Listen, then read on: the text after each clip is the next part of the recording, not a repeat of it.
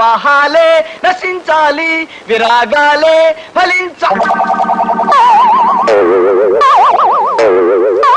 ఆ సీతారాముడు తాడు బొంగరం లేనివాడు. పెళ్ళొద్దు పెటాకులొద్దు అంటూ వాగుతాడు. మీరు కూడా ఆయన మాయలో పడి బీతులు పట్టుకుపోతే నేనేం కాను ఇల్లేం కాను.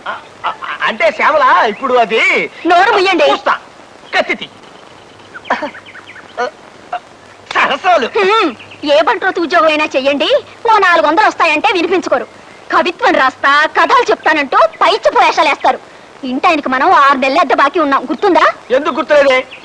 ఆయన ఏమో తను సినిమా తీస్తానని, దానికి కథ కావాలని ఇప్పటికి నా చేత 1256 కథలు చెప్పించుకున్నాడు. కథ నచ్చితే అద్దె బాకీ మాఫీ చేస్తానంటాడు. ఆ దరిద్రుడికి ఒక కథ నచ్చి చావదు. వాడికి కథ నచ్చినప్పుడల్లా అద్దె పెంచా అంటాడు.